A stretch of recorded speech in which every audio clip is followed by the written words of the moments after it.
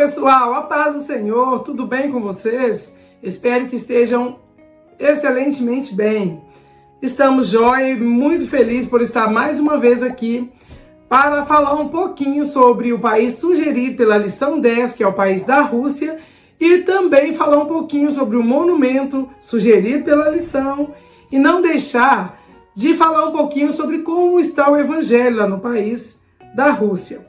Então vamos lá para o resuminho. A Rússia é o maior país do mundo em extensão territorial, estendendo-se pela Europa e Ásia.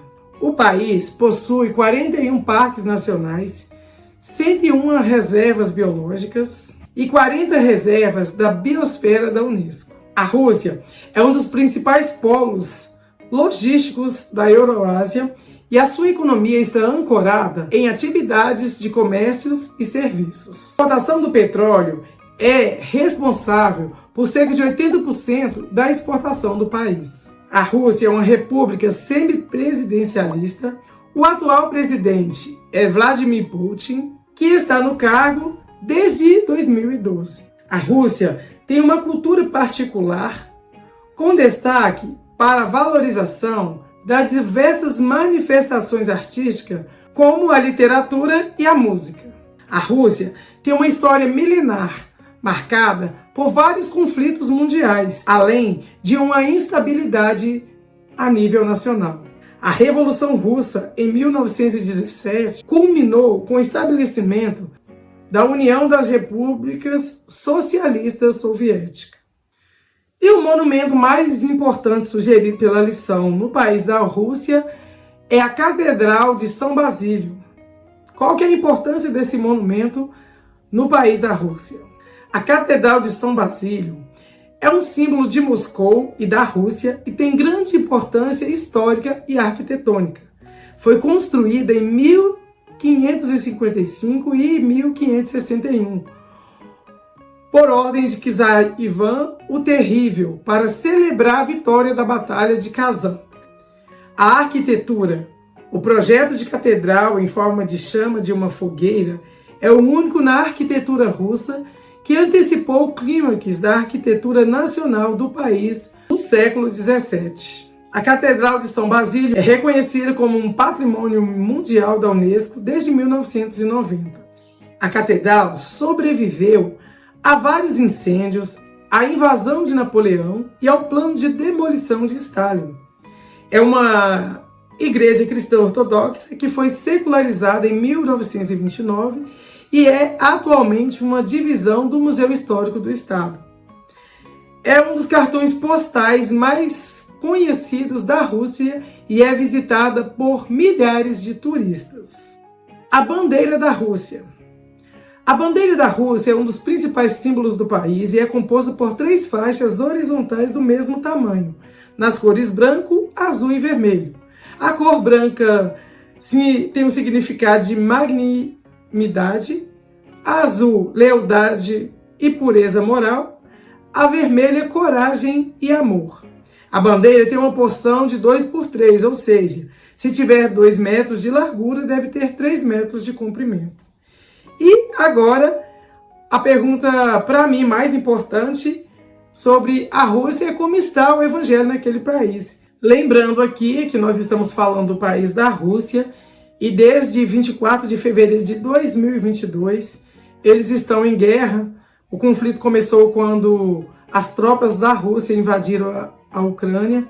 Então, nós sabemos que não está sendo fácil ali para aquela nação, para os 2 povos. Vivendo aquele conflito ali diário, já vai para 2 anos. Já tem 2 anos, né? Porque foi em 24 de fevereiro de 2022, nós já estamos em dezembro. Que Deus tenha misericórdia daquela nação, que faça cessar as guerras. É o desejo do meu coração e eu creio que de todos nós. Que eu trouxe um relato, eu vou estar lendo, que é bem extenso, de alguns missionários que estiveram ali na Rússia e eles contam que devido ao conflito de Daguestão, Chechênia, Ingushétia, Garbádia, Balcária, Karachay, Circássia, muitos russos deixaram a região e o número de membros da igreja caiu. Entretanto, de todas as comunidades cristãs, são as igrejas ortodoxas russas que experimentam o mínimo de problemas por parte do governo. As igrejas são registradas, ativas em evangelismo, podem enfrentar obstrução na forma de vigilância e interrogatório pelas autoridades locais. Porém, são os cristãos nativos, de origem muçulmana nas regiões da maioria islâmica, que suportam o peso da perseguição, tanto por parte da família e amigos, como pela comunidade local. Em algumas áreas, eles precisam manter a fé em segredo, pelo medo de serem atacados e possivelmente mortos. Quem persegue os cristãos na Rússia? O termo tipo de perseguição é usado para descrever diferentes situações que causam hostilidade contra os cristãos. Os tipos de perseguição aos cristãos na Rússia são paranoia ditatorial, opressão islâmica, opressão do clã, protecionismo denominacional. Já as fontes de perseguição são os condutores executores das hostilidades violentas ou não violentas contra os cristãos. Geralmente são grupos menores, radicais, dentro do grupo mais amplo dos adeptos de uma determinada visão do mundo. As fontes de perseguição aos cristãos na Rússia são oficiais do governo, cidadãos e quadrilhas, partidos políticos, líderes de grupos étnicos, líderes religiosos não cristãos, parentes e líderes religiosos cristãos. E aqui tem um relato sobre a companhia militar lançada pela Rússia na Ucrânia em 2024, fevereiro de 2022, que levou a um aumento na vigilância estatal. Qualquer forma de crítica, mesmo os cristãos que se opuserem à invasão da Ucrânia por motivos religiosos, foi imediatamente atacada. E quais são os pedidos de oração pela nação russa? Interceda para que o evangelho seja pregado na Rússia e mais pessoas tenham um encontro com Jesus. Ore pelo fortalecimento dos líderes cristãos que estão sob a mira das autoridades. Peça por sabedoria e ousadia para continuarem a pregar o evangelho. Clame pelo fortalecimento dos cristãos de origem muçulmana que enfrentam forte perseguição de familiares e comunidade. E por último, a nossa oração é que Deus faça cessar a guerra ali entre Ucrânia e Rússia, que tenha misericórdia daquela nação, dos cristãos que estão ali, de todos que estão ali sofrendo essa tragédia, que a gente fica muito triste quando a gente vê cenas de pessoas sendo atacadas e mortas, e são pessoas inocentes, cidadãos que gostariam de estar vivendo em paz, em tranquilidade. Então, por causa da ignorância do homem, existe o conflito. Então, nós precisamos de interceder, de abraçar essa nação, de coração, abraçar na nossa intercessão para que Deus tenha misericórdia e faça com que essa guerra cesse em nome de Jesus. Então, esse foi o relato sobre a Rússia.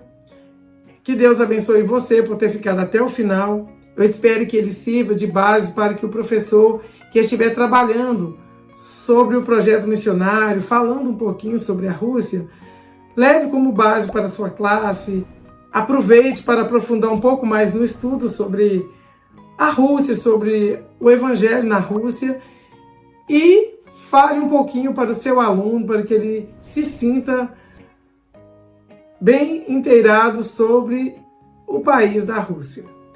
Que Deus vos abençoe, beijo no coração, forte abraço, até o próximo vídeo, querendo Deus.